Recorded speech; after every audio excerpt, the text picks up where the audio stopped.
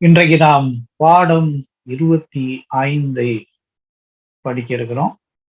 அது தந்திரமான திட்டமும் பாதுகாப்பு. எப்படி ஆண்டவர் தன்னுடைய பிள்ளைகளை பாதுகாக்கிறார். அப்போஸ்தல நடபடிகள் 23ஆம் அதிகாரம் முதல் 5 வசனங்கள்ல பவுல் எப்படி யூத தலைவர் முன்பாக பேசினார்.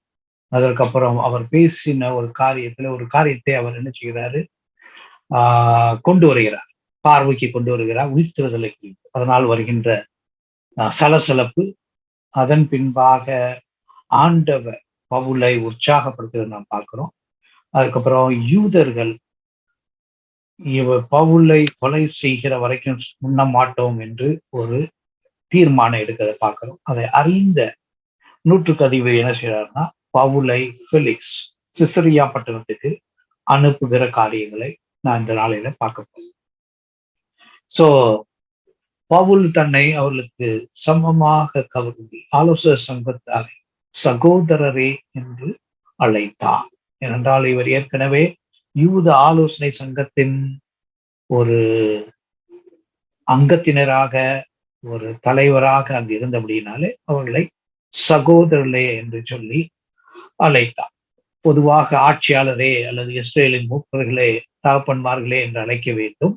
பவுல் அவர்களுக்கு சமமானவர் என்றபடியினாலே சகோதரரே என்று அழைத்தார். ஒருவேளை அது அவர்களுக்கு கோபத்தை உண்டாக்கி இருக்கலாம். பவுல் தன்னை காத்துக் கொள்கிறான். எப்படி சொல்றான்னா, என்னுடைய மனசாட்சியின்படியே, நல் மனசாட்சியோட தேவனுக்கு முன்பாக நடந்து வந்தேன். நல் மனசாட்சி அப்படின்னு சொல்லும் பொழுது அது ஒரு முக்கியமான வார்த்தை. இயேசு கிறிஸ்துவின் ரத்தத்தினால் கழுவப்பட்டவர்கள் நற்சாட்சி அல்லது நல் மனசாட்சி பெற்றவர்களாக இருக்கிறோம். அதோடு கூட ஆண்டவர் ஆபிரகாமுக்கு சொல்லும் போதுதான் சொல்ற, என் முன்பாக நீ நடக்க வேண்டும். அதேதான் இங்கேயும் பவுல் நினைவு கூறுகிறார். என்ன சொல்றாரு, தேவனுக்கு முன்பாக நான் நடந்து வந்தேன். ஆண்டவருக்கு முன்பாக நான் குற்றமற்றவன் என்று சொல்லி இஸ்ரேல் மூப்போர்கள் மத்தியிலே தன்னைத்தானே என்ன செய்யறாரு, டிஃபெண்ட் பண்றார். நான் சரியானவன் தான் என்று சொல்லுகிறார். யூத சரித்திரத்திலே அனனியாஸ் என்று சொல்லும்படுகிற பிரதான ஆசாரியர், அவர் என்ன சொல்றாருன்னா, ஜோசபஸ் என்ற சரித்திர ஆசிரியர் என்ன சொல்கிறாருன்னா, இந்த அனனியாஸ் மற்றும் கைபாஸ் இவர்கள் 2 பேருமே மிகவும் மோசமாயிருந்தார். அவர் என்ன செஞ்சாங்களாம், மற்ற ஆசாரியர்களுக்கு வருகிற தசம்பாத்தை கூட திருடினார். அதனாலதான் கல்லர் குகையாக்கி விட்டீர்களே என்று சொல்லி ஆண்டவர் சொல்றார். ஏற்கனவே நமக்கு தெரியும், அங்கு உள்ள அனனியாஸ் பஜார். எருசலேம்ல அனானியாஸ் பஜார் என்று சொல்லி அந்த எருசலேம் ஆலயத்திற்குள்ள ஒரு பஜார் நடந்துட்டு இருந்துச்சு. அது என்னன்னா, மக்கள் கொண்டு வருகின்ற காணிக்கைகள், அதாவது பலிக்காக கொண்டு வருகின்ற ஆடுகள் அல்லது பறவைகள், அவங்க என்ன செய்வாங்க, ஆசாரியர்களுக்கு கட்டளையிட்டார், என்ன சொல்லணும், இது சரியில்லை, நீங்க வேற கொண்டு வரணும் அப்படின்னு சொல்லி அனுப்பி விட்டோம். அவர்களை அனுப்பும் பொழுது என்ன செய்வாங்க, அந்த கடையில போய் வாங்கிட்டு வாங்க. அது யார் நடந்த கடை, அனனியாசுடைய பெனாமி கடை. அது எவ்வளவு விலை இருக்கும், 20 மடங்கு அதிகமா இருக்கு. வெளியே 2 ரூபான்னா இவர் 40 ரூபான்னு இருப்பார், அந்த மாதிரி. அந்த மாதிரி மக்களை கொள்ளையடிக்கின்ற ஒரு ஆசாரியனாய் இருந்தார். அவர் 10 ஆண்டுகள் பதவியில இருந்தார். அதுக்கப்புறம் இந்த யூத மக்கள் தேசியவாதிகள் என்று சொல்லுவாங்க. அவங்க என்ன நினைச்சாங்க, தாவீது அரசாள வேண்டும், யூதர்களை உலகம் எங்கும் அரசாள வேண்டும் என்ற ஒரு கூட்டத்தை சேர்ந்தவர். அவர் என்ன பார்த்தாங்க, இவன் அனனியா செய்யறது சரியில்லை அப்படின்னு சொல்லி அனனியாவை என்ன படுகொலை செய்யறாங்க. அவரை தனியா போயிட்டு இருக்கும்போது அவரை பிடிச்சு அடிச்சு கொண்டுறாங்க. இந்த கூட்டத்துலதான் யார் பேசுறா, பவுல் பேசுறா. பிரதான ஆசாரியனாக நல் மனசாட்சியோடு இருக்க வேண்டியவர்கள் அங்கு நல் மனசாட்சியோடு இல்லை. ஆனா பவுல் நேர்மையாகவும் நல் மனசாட்சியோடு இருக்கிறதாக சொல்லுகிறார். இதை கேட்கும் பொழுது அவருக்கு என்ன கோபம், என்ன கோருது, நானே சொல்ல முடியாது, நீ எப்படா சொல்லலாம், அதான் அர்த்தம். இன்னொன்னு என்னை விட நீ உயர்ந்தவனா என்று யோசனையில அவனை அறையும்படியாக அவர் வாயிலே அடியுங்கள். ஏன்னா யூத பிரமாணத்தின்படி 613 கட்டளைகள் இருக்கு. சோ இஸ்ரவேலரை கன்னத்தில் அடிப்பதை தடை செய்கிறது. அதனால என்ன செய்யணும்னா கன்னத்துல அறைய மாட்டாங்க, வாயில தான் அடிக்கும். சோ நீ என்னடா பேசணும்னு சொல்லி வாயில அடிக்க சொல்லி கட்டளை. சோ பவுல் என்ன செய்யறார், கோபமா வெடிக்கிறாரு. வெள்ளை அடிக்கப்பட்ட சுவரே, தேவன் உண்மை அடிப்பார் அப்படிங்கிறார். என்ன நீ நியாய பிரமாணத்தின்படி என்னை விசாரிக்கிறதுக்கு கூப்பிட்டுருக்கீங்க, சட்டத்தின்படி இந்த கூடுகை இருக்கு, சட்டத்துல என்ன செய்யணும், வாதம் விவாதம் வைக்க வேண்டும், சட்டத்துல தீர்ப்பு சொல்றதுக்கு முன்பாகவே ஒரு விசாரணை நடந்து கொண்டிருக்கும் பொழுது ஒருவனை அடிப்பது தவறு. சோ அதனால என்ன சொல்றாரு, வெள்ளை அடிக்கப்பட்ட சுவர், நீ வெளியரங்கமா நீ என்ன சொல்ற, ஒரு நல்லவனை போல காட்சி அளிக்கிறார், ஒரு என்ன ஒரு பிரதான ஆசாரியனை போல உடை அணிந்து ஒரு நல்ல நிலையில இருக்கிற மாதிரி இருக்கு. ஆனா உள்ளாக நீ என்ன செய்யற, கருப்பாக பாவம் நிறைந்தவனாக காணப்படுகிறாய். சோ நியாய பிரமாணத்தின்படி என்னை நியாயம் விசாரிக்கிறவராக சார்ந்திருக்கிற நீர் நியாய பிரமாணத்துக்கு விரோதமா என்னை அடிக்க சொல்லலாமா என்றான் பவுல். சோ இத தேவன் என்ன செய்வாரு, பதில் கொடுப்பார் அப்படின்னு சொல்றாரு. சோ சமீபத்தில் நின்றவர்கள், அத அக்கம் பக்கத்துல நிக்கிறவங்க என்ன சொல்றாங்க, நீ எப்படி பிரதான ஆசாரியன் அப்படி பேசலாம் அப்படின்னு சொல்றாரு. அப்ப பிரதான ஆசாரியன் பேசும்பொழுது அவர் என்ன சொல்றாரு, பவுல் என்ன சொல்றாரு, எனக்கு தெரியாது அப்படின்னு சொல்றாரு. இவர் தான் பிரதான ஆசாரியர் என்று தெரியாது. சோ ஏனென்றால் வேதத்தில் போட்டிருக்கு, உன் ஜனத்தின் அதிபதியை தீது சொல்லாயா என்று எழுதியிருக்கிறதே என்று மோசையை மேற்கோள் காட்டி, நியாயப்பிரமாணத்தின் மேற்கோள் காட்டி சொல்றார். சோ ஏன் அவரை அடையாளம் காணவில்லை, ஒருவேளை அவர் சாதாரண உடையில இருந்திருக்கலாம். சோ இன்னொன்னு இவர் 20 வருடங்களாக யூதர்களோட தொடர்பிலே இல்லை, எருசலேம் ஆலயத்துக்கு போகவில்லை, யூத சங்கத்தில் உள்ள எவரையும் அவர் அறிந்திருக்கவில்லை. 20 ஆண்டுகளுக்குள்ளாக யூத சங்கத்துல உள்ளவங்க பலர் ரிட்டையர் ஆயிருப்பாங்க, புதிய நபர்கள் வந்திருப்பாங்க, அதனால அவரால் அடையாளம் காண முடியவில்லை. சோ இன்னொரு காரணம் என்ன சொல்றாங்க, பவுலின் கண் பார்வை குறைவாக இருந்தது. சோ சரியான கண் பார்வை, அதனால என்ன ஆகுது, அவர் பார்க்கும் பொழுது தெளிவாக பார்க்க முடியல. ஒரு மனிதர் உட்கார்ந்துருக்கான்னு பார்க்கிறாரு, அவர் தான் பிரதான ஆசாரியன் அவருக்கு தெரியவில்லை. ஒருவேளை அதுவா இருக்கலாம். இல்லாவிட்டா ஒரு சில என்ன சொல்றாங்கன்னா, பவுல் பிரதான ஆசாரியன் கேலி செய்தான், அப்படிலாம் நீ எல்லாம் ஒரு பிரதான ஆசாரியனா அப்படின்னு கேட்கிற மாதிரி கேட்கிறதாய் இருக்கலாம் அப்படின்னு சொல்றாங்க. சோ அதுக்கப்புறம் என்ன செய்யறாரு, பவுல் அந்த ஆலோசனை சங்கத்தை பிரிக்கிறார். சோ இவர் என்ன செய்யறாரு, ஒரு வித்தியாசமான அணுகுமுறையை செய்கிறார். இவர் சதுசேயர்கள் என்பவர்கள் என்ன செய்வாங்கன்னா, அவங்க சிறுபான்மையினர், ஆனா பயங்கர பணக்காரங்களா இருப்பாங்க, பொலிட்டிக்கல் இன்ஃபுளுன்ஸ், அரசியல் ரீதியாக அவர்களுக்கு நிறைய செல்வாக்கு இருந்தது. அவர்கள் எப்படின்னா லிபரல்னா அவங்க வேத வசனத்தை எல்லாவற்றையும் அவர்கள் நம்புகிறது. முதல் 5 புத்தகத்தை மாத்திரம் நம்புவாங்க. சோ மோசே இருந்த 5 புத்தகம் நம்புவாங்க, தீர்க்கதரிசியில நம்ப மாட்டாங்க. சோ அதுலயும் அவங்க என்ன செய்ய மாட்டாங்க, உயிர்த்தெழுதல்ல அவர்களுக்கு நம்பிக்கை. அதே போல தேவ தூதர்களில் அவர்களுக்கு நம்பிக்கை இல்லை. சோ இந்த காரியத்தை பவுல் தெளிவாக அறிந்திருந்தார். சோ அவங்க ஒரு கூட்டம். சோ இஸ்ரேல் உடைய யூதர்களுடைய ஆலோசனை சங்கத்துல சதுசேயர் இருப்பாங்க, பரிசேயர் இருப்பாங்க. சோ ஆளுங்கட்சி எதிர்கட்சி மாதிரி. சோ பரிசேயர்கள் என்ன செய்யறாங்க, உயிர்த்தெழுதலை விசுவாசிக்கிறாங்க. சோ அவங்க தூதர்களை விசுவாசிக்கிறாங்க. சோ இப்படி அவங்களுக்கு 2 பேருக்குள்ள கருத்து வேறுபாடு மிக பயங்கரமா இருக்கு. 2 பேரும் ஆர்கியூ பண்ணிக்கிட்டே இருக்கு.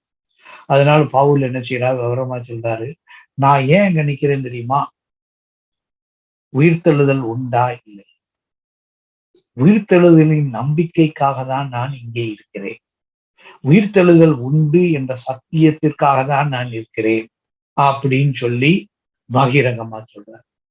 அப்படி சொன்னது என்ன ஆச்சு, பரிசேயர்லாம் என்ன செய்ய முடியல, அவரை எதிர்க்க முடியும். பரிசேயர்லாம் சொல்றாங்க, ஒருவேளை தேவதூதர்களுக்கு காட்சி அளித்திருந்தார், ஒருவேளை உயிர்த்தெழுந்த மனிதர்களுக்கு காட்சி அளித்திருந்தால் அது தப்பு ஒண்ணும் கிடையாது, அது நியாயம் தானே, அவர் சொல்றது சரிதானேங்கிறாங்க.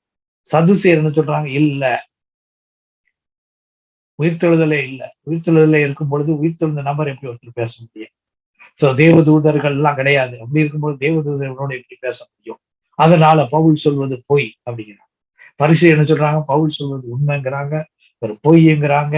இவங்க 2 பேருக்குள்ள சண்டை வந்துச்சு. இந்த சண்டை பயங்கரமாயிருச்சு. என்ன செய்றாங்க? சோ இதுல பவுல் என்ன செய்யப்படலாம்? 2 பேரும் இழுத்து அவன் கொலை செய்யப்படலாம். ஒருத்தர் இந்த பக்கமா இழுத்து ஒரு கையை இங்கிட்டு பிடிச்சு இழுத்துட்டு, இன்னொருத்தன் அந்த கையை பிடிச்சு இழுத்து, அவங்க 2 பேருக்குள்ள சண்டையில சோ என்ன ஆயிடலாம்? பவுல் கொல்லப்படலாம். சோ அதுதான் அந்த நிலை. சோ பரிசேயர் என்ன செய்றாங்க? சதுசேயர்களை எதிர்க்கிறார்கள். பவுல் என்ன செய்றாரு? 2 பேருக்குள்ள ஒரு சண்டையை மூட்டி விடுறார். அவங்க 2 பேருக்குள்ள ஒரு கருத்தை அவர் பெரிதாக்கி அவர்களுக்குள்ளே ஒரு பெரிய சண்டையை உருவாக்குகிறார். சோ ஆண்டவராய் இயேசு கிறிஸ்துவோட யோவான் சுவிசேஷத்துல பார்க்கிறோம். அந்த சதுசேயர்களோடு கூட பேசும் பொழுது அவர் சொல்றாரு, நீங்க முதல் 5 ஆகமத்தை தான் நீங்க நம்புறீங்க. சரி. ஆண்டவர் என்ன சொல்றாரு? நான் ஆபிரகாமின் தேவன், ஈசாக்கின் தேவன், யாக்கோபின் தேவன். அப்ப தேவன் மரித்தவர்களுக்கு தேவன் அல்லவே அப்படின்னு சொல்றாரு. அப்ப நீங்க புரிந்து கொண்ட 5 ஆகமங்கள்ல உயிர்த்தெழுதல் இருக்கு. அதை கூட உங்களுக்கு புரியல அப்படின்னு சொல்லி சதுசேயலுக்கு ஆண்டவர் எங்க சொல்றாரு? யோவான்னு சொல்றத பார்க்கிறோம். சோ இதுல 2 பேருக்கும் தகராறு வர்றதுனால, அதாவது 2 பேரும் சண்டை போட ஆரம்பிச்சுட்டாங்க. சோ அவங்களுக்குள்ள ஒரு சலசலப்பை உண்டாக்கிச்சு. எப்படி சலசலப்பை உண்டாக்கிச்சு? எருசலேமுல பிரஜாதியார் என்ற வார்த்தை சலசலப்பை உண்டாக்கியது. யூதர் ஆலோசனை சங்கத்துக்கு முன்பாக உயிர்த்தெழுதல் என்ற ஒரு வார்த்தை சலசலப்பை உண்டாகும். சோ அவங்க 2 பேரும் கூச்சலிட்டு சண்டை போட்டதை பார்த்ததும் அங்கு இருந்த சேனாதிபதி பார்க்கிறாரு. இவர்கள் என்ன செஞ்சிருவாங்க? பவுல அடிச்சு கொன்றுவாங்க, இல்லாட்டினா பிச்சு எடுத்துருவாங்க. அதனால இவர் உடனே போய் பவுல என்ன செய்யறாரு? பத்திரமாக கூட்டிக் கொண்டு வருகிறார். சோ கும்பலோடு எருசலேம் கும்பலோடு அவர் பேசியது தோல்வி அடைந்தது. இந்த ஆலோசனை சபையில பேசினதும் தோல்வியாய் முடிந்தது.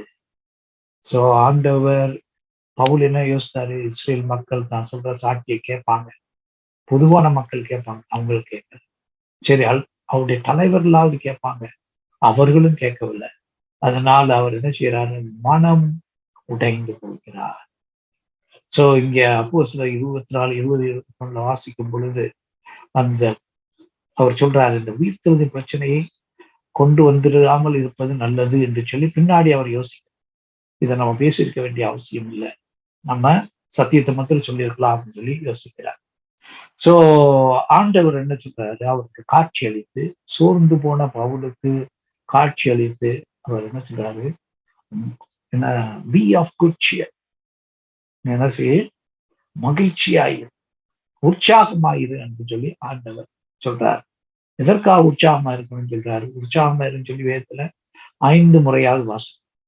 சோ பைபிள்ல பல இடங்கள்ல உற்சாகம் இருக்கிறது குறித்து வாசிக்கிறோம். ஒன்று எப்ப நம்முடைய பாவங்கள் மன்னிக்கப்பட்டதுனால என்ன செய்யணும்? மகிழ்ச்சியா இருக்க வேண்டும்.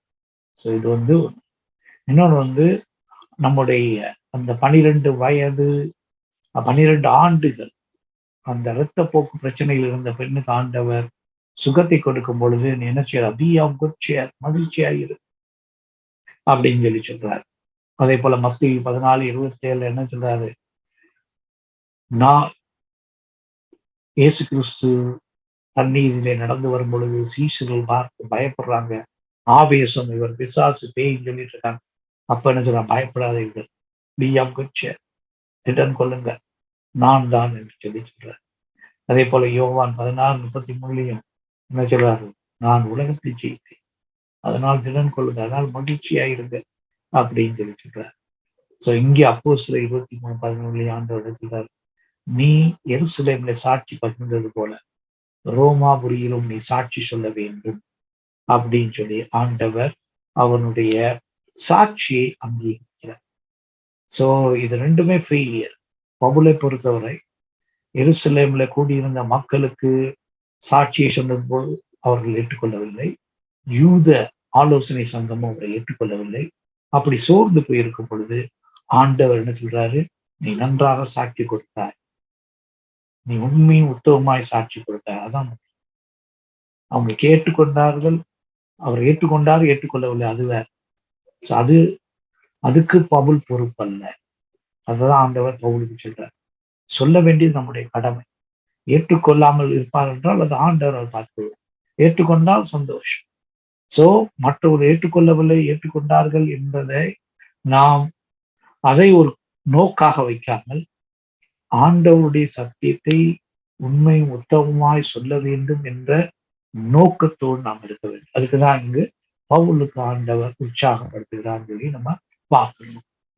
சோ அவன் என்ன சொல்ற, பவுல் ரட்சிக்கப்பட்டிருக்கான், ஆனால் அவனுடைய சக யூதர்கள் இன்னும் ஆவிக்குரிய பார்வையற்றவர்களாக இருக்கிறார்கள்.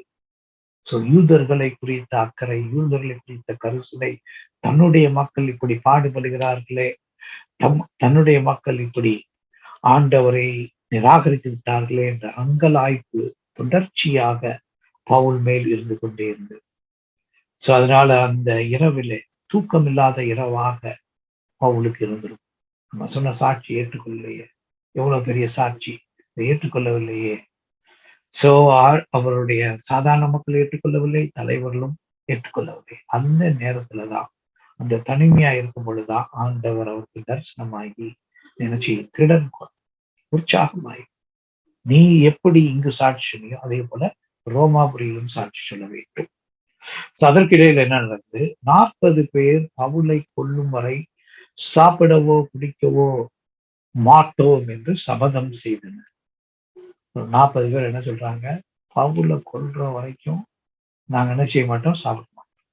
இவன் தேவ தூஷணம் செய்தால் இவன் வாழ்வதற்கே தகுதி இல்லை அப்படின்னு சொல்லி இவங்களே தீர்மானிக்கிறார். சோ அவர்களுக்கு என்ன இருந்தது, அவர்களுக்கு வைராக்கியம் இருந்தது, அறிவு இல்லை. வைராக்கியம் இருந்தது, ஞானம் இல்லை. சோ ஆண்டவர் பேரில் வைராக்கியம் இருந்தது, யூத மார்க்கத்தின் பேரில் வைராக்கியம் இருந்தது. ஆனால் ஆண்டவரை குறித்த அறிவோ, ஆண்டவர் அனுப்புகிற மேசியாவை குறித்த அறிவோ இல்லை. அதனால இவங்க என்ன செய்யறாங்க, அந்த வைராக்கியத்திலே பெருமை கொண்டவர்களாய் 40 பேர் என்ன சொல்றாங்க, நாங்க பவுல் சாகிற வரைக்கும் நாங்க என்ன செய்ய மாட்டோம், சாப்பிட மாட்டோம், தண்ணீர் குடிக்க மாட்டோம் அப்படின்னு சொல்லி சொல்றாங்க. சோ அவர்கள் வைராக்கியத்தினால என்ன செய்யறாங்க, சூழ்ச்சிகள் செய்கிறார்கள், பொய் சொல்லுகிறார், வன்முறையிலே இறங்குகிறார். சோ இவங்க என்ன நினைக்கிறாங்க, பொய் சொல்றது ஆண்டவருடைய சேவை, சோ சதி செய்வது ஆண்டவருடைய சேவை, அது மாத்திரம் இல்ல, வன்முறை செய்வது ஆண்டவருடைய சேவை என்று இருந்தார். சோ ஆண்டவருடைய சேவை என்று சொல்லும் பொழுது நீதியின் பாதையில நடக்க வேண்டும். அதெல்லாம் சங்கீதம் 23 வாசிக்கிறோம். சங்கீதம் 23 தாவீது என்ன சொல்றார், உம்முடைய நாமத்தின் நிமித்தம் என்னை நீதியின் பாதையிலே நடத்தும். ஆண்டவருடைய நாமத்தின் நிமித்தம், ஆண்டவர் நாமத்திற்கும் நீதிக்கும் சம்பந்தம் உண்டு, ஆண்டவருடைய நாமத்திற்கும் பரிசுத்தத்திற்கும் சம்பந்தம் உண்டு. ஆண்டவருடைய நாமத்தின் நிமித்தம் நம்ம என்ன செய்யணும், நீதியின் பாதை நடத்த வேண்டும். சோ இவங்க ஆண்டவருடைய நாமத்திற்காக யுத்தம் பண்ண போறாங்க. ஆண்டவருடைய நாமத்தை அறிந்திராமல், ஆண்டவருடைய சித்தத்தை அறிந்திராமல் ஆண்டவருடைய பெயரிலே என்ன செய்யறாங்க, வன்முறையிலே ஈடுபடுகிறார். அதுதான் தவறு.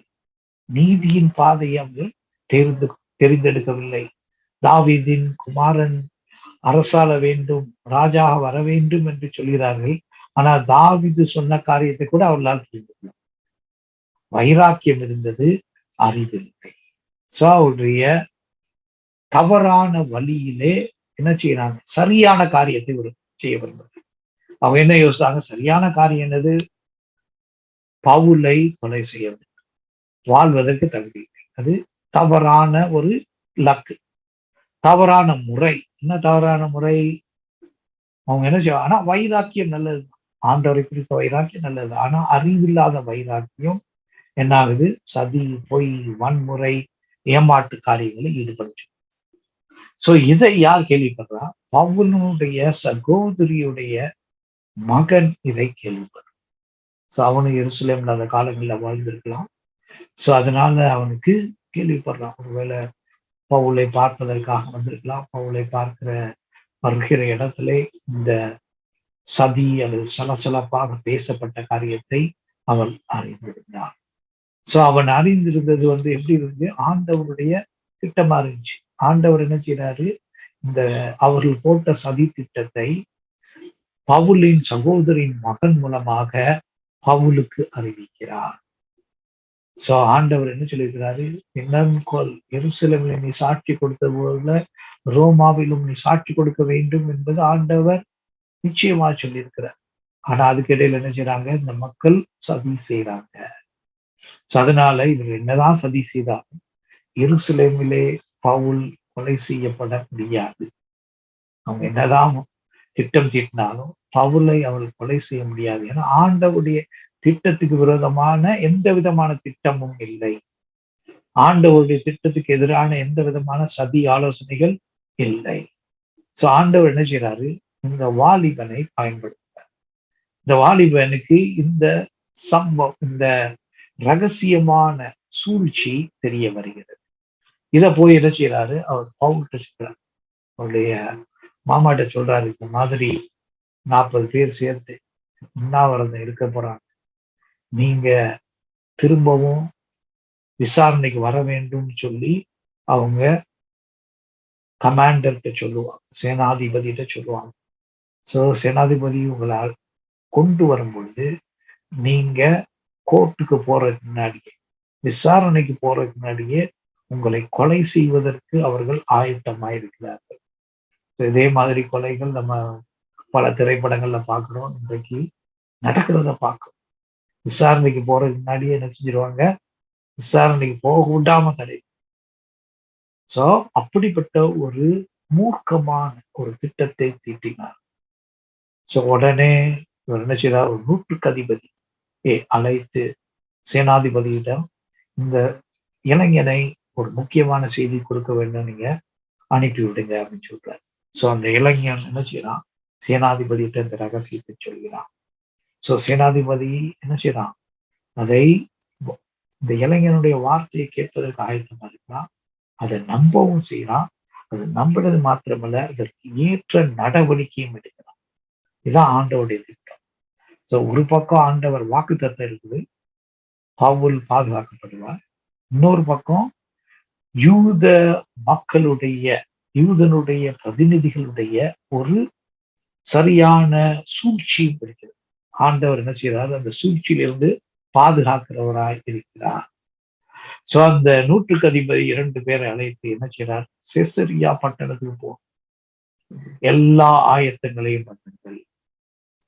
செசரியா பட்டணம் என்பதுதான் அந்த காலங்கள்ல எருசலேம் பட்டணங்கள்ல செசரியா தான் தலைநகரா இருந்தது. அங்கதான் கவர்னர் இருப்பார், அங்கதான் பிலாத்து இருந்தார். சோ அந்த கூடார பண்டிகை மற்றும் பண்டிகை நேரங்கள்ல தான் அந்த கவர்னர் என்ன செய்வாரு, எருசலேம்ல இருப்பார். மற்ற நேரங்கள்ல சிசரியால தான் இருப்பார். சோ அந்த சிசரியா பட்டணத்துக்கு என்ன செய்யறாங்க, பவுலை பத்திரமாக அனுப்பி வைக்க திட்டமிடுறாங்க. எருசலேம்ல இருந்த ஆபத்து, எருசலேம்ல இருந்தா எப்போ வேணாலும் அவங்க எதை வேணாலும் செய்வதற்கு முயற்சி செய்யலாம். சிசரியா பட்டணத்துல பாதுகாப்பு அதிகம். அங்கு ஒரு சரியான கோட்டை இருந்தது. அந்த கோட்டைக்குள்ளே அவரை என்ன செய்வாங்க, சிறை கைதியாக வைத்து விடுவார்கள். சோ 200 போர் சேவகர்கள், அதுக்கப்புறம் ஈட்டிக்காரர்கள், இவங்களை எல்லாரும் ரெடி பண்ண வைக்கிறார். 70 குதிரை வீரர்கள், இவங்க எல்லாத்தையும் ரெடி பண்ண சொல்றாரு. அப்ப 470 ட்ரெயின்டு சோல்ஜர்ஸ், அதாவது பயிற்சி பெற்ற 470 வீரர்களை ஆயத்தம் பண்ண, உடனே ஆயத்தம் பண்ண, ரெடி ஆயிடும். ஏன்னா பொதுவாக இந்த போலீஸ் மிலிட்டரியில இருக்கிறவங்க என்ன செய்வாங்க, ரெடி ஆகினா உடனே ஒரு அரை மணி நேரம் இல்ல 1 மணி நேரத்துக்குள்ள எல்லாமே ஆயத்தம். அதே போல ஆயத்தம் ஆயிட்டாங்க.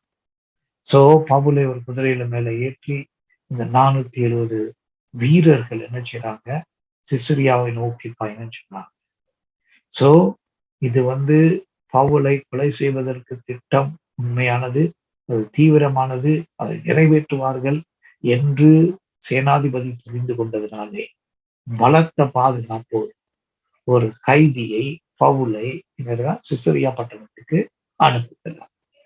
சோ அந்த லீசியாஸ் என்ன செய்றாருன்னா, அவருக்கு ஒரு கடிதம் எழுதுறார்.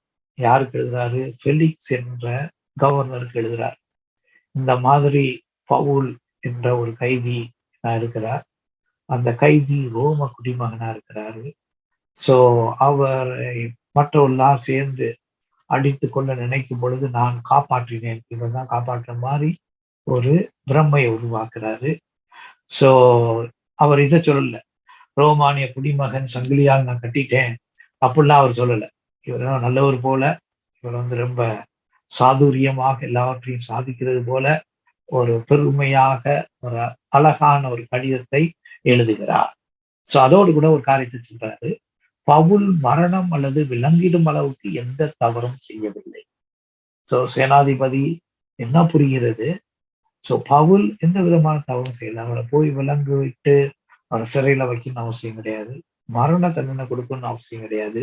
ஆனால் இவரை எதிர்க்கிறவர்கள் அப்படி கூச்சலிடுறதுனால நான் என்ன செய்யறேன்? அவரை பாதுகாப்பிற்காகவும் மேல்முறையீட்டுக்காகவும் உங்களிடத்திலே அனுப்புகிறேன் அப்படின்னு சொல்லி ஒரு கடிதத்தை எழுதி அந்த 470 போர் வீரர்களோடு பவுலை அனுப்பி வைக்கிறார். சோ அதுல என்ன பார்க்கணும்னா 200 வீரர்கள் முதல் கட்டமாக, அதாவது ஆன்டிபட்ரி சந்திபத்ரி அது வரைக்கும் பயணம் செய்தார். எருசலேம்ல இருந்து அந்திபத்ரிங்கிறது முதல் பாயிண்ட். சோ அது கிட்டத்தட்ட ஒரு 20 மைல். சோ இந்த இடம் மலைப்பகுதி, சுத்தி சுத்தி போகும். அதனால எளிதாக என்ன செய்ய முடியும்? இவர்களை அட்டாக் பண்ண முடியும். அதனாலதான் 200 சோல்ஜர், அந்த 470 பேர்ல 200 பேர் இது வரைக்கும் போனாங்க. அப்புறம் அவங்க திரும்பி வந்துட்டாங்க. மீதி உள்ள 270 பேர் தான் சிசரியாக்கு போறாங்க. சோ அதற்கப்புறம் உள்ள பாதை என்னன்னா பிளைன். சோ அது எளிதான பாதை. அதுல பயம் ஒண்ணும் கிடையாது. அதுல ஆபத்தும் கிடையாது. அவ்வளவு எளிதாக அவங்கள அட்டாக் பண்ண முடியாது. சோ அதனால என்ன ஆகுது? பவுலை கொல்லும் திட்டம் தோல்வி அடைந்தது. ஏன்னா எருசலேம்ல இருந்து பவுல் எடுத்து செல்லப்பட்டார். அவர் என்ன செய்யறாரு? 470 வீரர்களோட புறப்படுறாரு. சோ 200 வீரர்கள் அந்திபத்திரியில இருந்து திரும்பி வந்துடுறாங்க எருசலேமுக்கு. மீதி 270 வீரர்கள் சிசரியா வரைக்கும் போய் அவர் பத்திரமா சேர்க்கிறாங்க. சோ இந்த 40 பேருக்கு என்ன ஆச்சு? அவங்கதான் சொன்னாங்க, நான் உண்ணாமலும் குடிக்காமலும் சபதம் இருந்தாங்களே, அவங்க என்ன சாப்பிடாமலே செத்து போயிட்டாங்களா? சோ என்ன ஆச்சு? சோ அவர்கள் என்ன செய்ய சாப்பிட ஆரம்பிச்சாங்க. 40 பேர் எதுக்கு சாகணும்னு யோசிச்சிருப்பாங்க. சோ அதாவது அந்த யூத குருமார்கள் என்ன சொன்னாங்கன்னா, ஒருவன் அந்த மாதிரி ஒரு நடக்க முடியாத, செய்ய முடியாத ஒரு சபதத்தை எடுத்து விட்டால் அதை என்ன செய்யலாம்? அதை உடைக்க அனுமதிக்கலாம். அதை உடைக்கணும்னா என்ன செய்யணும்? யூத ஆசாரியர் இடத்துல, இந்த மாதிரி நான் ஒரு சபதம் எடுத்தேன், அதை என்னால் நிறைவேற்ற முடியல, அந்த சபதத்தை நான் வாபஸ் வாங்க விரும்புறேன். சோ அப்படின்னு சொல்லி அவங்க என்ன செய்யணும்? ஆசாரியர்கிட்ட போ. ஆசாரியர் பார்ப்பாரு, சரி இது உடைக்கலாம் அப்படின்னு சொல்லி சொன்னா உடைக்கலாம். சோ அது எதனாலன்னா 4 காரியங்கள் சொல்றாங்க. ஒண்ணு யாருடைய தூண்டுதலினாலே அந்த சபதத்தை எடுத்தாங்கன்னா அதை உடைக்கும். அல்லது மிகைப்படுத்தி, சோ சாதாரண காரியத்தை ரொம்ப அதிக பட்சமாக்கி எடுத்தாலும் அதை என்ன செய்யலாம்? அவங்க எடுக்கிற சபதத்தை உடைக்கலாம். சோ தவறான சபதம் எடுத்துட்டு, அதாவது சரியான இன்ஃபர்மேஷன் இல்லாம, சரியான அறிவு இல்லாமல், சோ அப்படி ஒரு பிழை செய்தாலும் அதை எடுக்கலாம். சோ இன்னொன்னு என்னது? அவர்கள் எடுத்த சபதத்தை நிறைவேற்ற முடியாதபடி, இந்த இந்த காரியத்துல பவுலை கொலை செய்ய வேண்டும் என்று எடுத்த தீர்மானத்தை நிறைவேற்ற முடியாதபடி தடங்கள் வந்துச்சு. அப்ப அதை உடைக்கலாம். என்ன விதமான தடங்கள் வந்துடுச்சு? இவர்கள் யூதர்கள், ரோம சேனாதிபதி இவர்களுக்கு தடங்களாகும். சோ ரோம சிப்பாய்கள் இவருக்கு தடங்களாகும். அதனால இவங்க என்ன செய்யலாம்? அந்த பிரதிஷ்டையை, அந்த சபதத்தை உடைக்கலாம். அநேகமா இவங்க என்ன செஞ்சிருப்பாங்க? போய் ஆசார் என்று சொல்லி, அவன் தப்பிச்சு போயிட்டான், இப்ப ஒண்ணும் செய்ய முடியாது, அதனால நாங்க எங்க சபதத்தை உடைக்க விரும்புறோம், எங்களுக்கு அனுமதி கொடுங்கள் என்று சொல்லி, ஒருவேளை அங்க ஏதாவது ஒரு பலியை செலுத்தி அவர் ஜெபம் செய்து அதை உடைத்திருக்கலாம். சோ பவுல் என்ன செய்றாங்க? ஹெரோட்ஸ் பிரெட்டோரியம் என்று சொல்லி ஒரு இடம் உண்டு. அதாவது சிசிரியா பட்டணத்துல இப்ப கூட இந்த சிசிரியா பட்டணம் பாலடைந்து கிடைக்கிறது. ஆனா பிரம்மாண்டமான ஒரு பட்டணம்.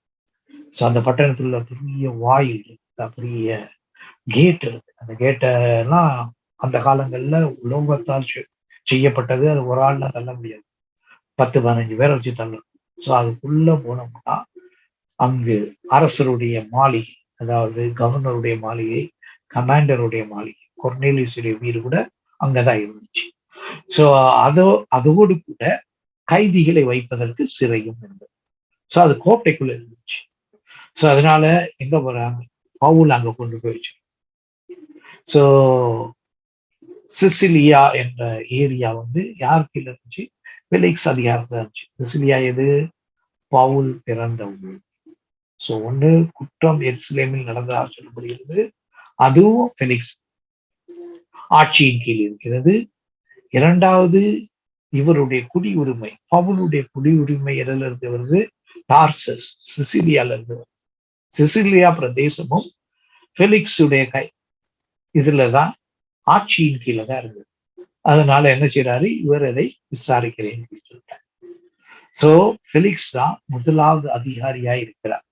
ரோம சாம்ராஜ்யத்தின் அதிகாரிகள், அதாவது வந்து நேரடி அதிகாரிகளோடு இப்பொழுதுதான் என்ன செய்யறாரு, பவுல் பேசுகிறார். மற்ற இடங்கள்ல லெப்டினன்ட் கவர்னர் அல்லது சின்ன சின்ன அதிகாரில பேசியிருக்கிறாரு. இப்ப கவர்னர் லெவலுக்குரியத முதலியாக பவுல் அவர்களை சந்திக்கிறார். அப்ப அதுக்கு என்ன அர்த்தம், 20 ஆண்டுகளுக்கு முன்பாக ஆண்டவர் பவுலோடு பேசினார், சவுலோடு பேசினார். தமஸ்குல இருந்து போகும்போது தமஸ்கு ரோட்ல ஆண்டவர் என்ன சொன்னாரு, நீ எனக்கு சாட்சியா இருப்பார். யாரை மத்தியில, யூதர்கள் மத்தியிலும் மற்றும் ராஜாக்கள் முன்பாக எனக்கு சாட்சியாய் இருப்பா என்று ஆண்டவர் அவனுக்கு என்ன செய்தார், வாக்கு தத்துவத்தை கொடுத்தார், அவனுக்கு அழைப்பை கொடுத்தார். அது இப்பதான் நிறைவேறுது. 20 வருஷம் ஊழியத்தின் அப்புறம் எப்படிப்பட்ட சூழ்நிலையில் இருக்குது, இவர் ஒரு கைதியாய் இருக்கும் பொழுது அது நிறைவேறுகிறது. சோ அங்கதான் என்ன நடந்ததுன்னு சொல்லி நம்ம பின்னாடி பார்க்க போறோம். அதற்கப்புறம் பவுல் எங்க போறாரு, ரோமுக்கு மாற்றப்படுகிறார். சோ சிசரியா பட்டணத்துல ஒரு விசாரணை நடக்கும், அதுக்கப்புறம் தான் ரோமாபுரிக்கு போறார். சோ ரோமாபுரிக்கு போய் தான் கடைசியாக ஒரு முறை விடுவிக்கப்பட்டு திரும்பி அரெஸ்ட் பண்ணப்பட்டு அவர் இரத்த சாட்சியாக மறிக்கிறார் சொல்லி நமக்கு வந்து சரித்திரம் சொல்லுகிறது. சோ எருசலேம்ல இருந்து சிசரியாக்கு கொண்டு வரப்படுகிறது நம்ம பார்க்கிறோம். சோ இந்த பாடத்துல நம்ம என்ன பார்க்கறோம்னா, முக்கியமான காரியம் வந்து ஆண்டவருடைய பாக்கம், ஆண்டவருடைய சித்தம் நிறைவேறும் வரைக்கும் ஒருவரும் நம்மை ஒன்றும் செய்ய முடியும். சோ பவுலை அழிப்பதற்கு, கொலை செய்வதற்கு அவர்கள் எவ்வளவோ முயற்சி செய்தார்கள். ஆனால் ஆண்டவருடைய பாதுகாப்பு இருந்துச்சு.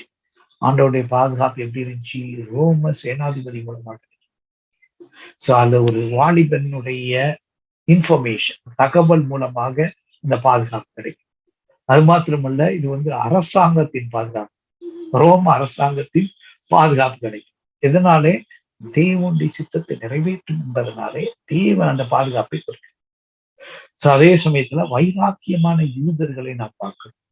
சோ யூதர்கள் என்ன செய்யறாங்க, வைராக்கியமா இருக்கிறாங்க. ஆண்டவருக்கு பற்றிய வைராக்கியம் இருக்குது, ஆனால் அறிவில்லை.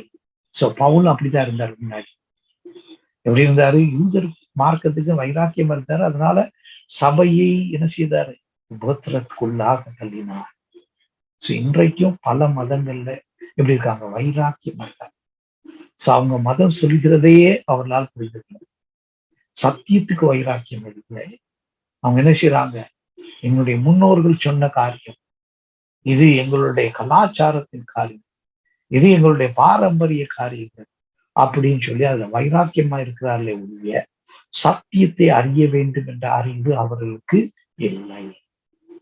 சோ அன்றைக்கு யூதர்கள் இருந்தது போலதான் இன்றைக்கு பல மதத்தில வைராக்கியம் உள்ளவர்களும் இருக்கிறார். சோ ஆண்டவர் அந்த சூழ்நிலையில பவுலுக்கு என்ன சொல்றாரு, உற்சாகமாக இருக்கு. சோ அதேதான் நமக்கு சொல்றாரு, ஆண்டவருடைய சித்தம் நிறைவேறும் வரைக்கும் நம்மை யாரும் ஒன்றும் செய்ய முடியாது. ஆண்டவருடைய திட்டம் நிறைவேறும் வரைக்கும் நம்ம உலகத்திலே வாழ்ந்து கொண்டே இருப்போம். எப்படிப்பட்ட சதியா இருந்தாலும் அது நம்மை மேற்கொள்ள மாட்டாது. ஆகையால் நம்ம என்ன செய்யணும், ஆண்டவருடைய சித்தத்தை செய்கிறோம் என்பதை உறுதியாய் நம்பி உற்சாகமாய் இருக்க வேண்டும். ஒருவேளை பவுல் சொன்ன சாட்சியினாலே அவர் எதிர்பார்த்த ரிசல்ட் கிடைக்கல. ஆனால் என்ன செய்யணும்? உற்சாகமா இருக்க வேண்டும்.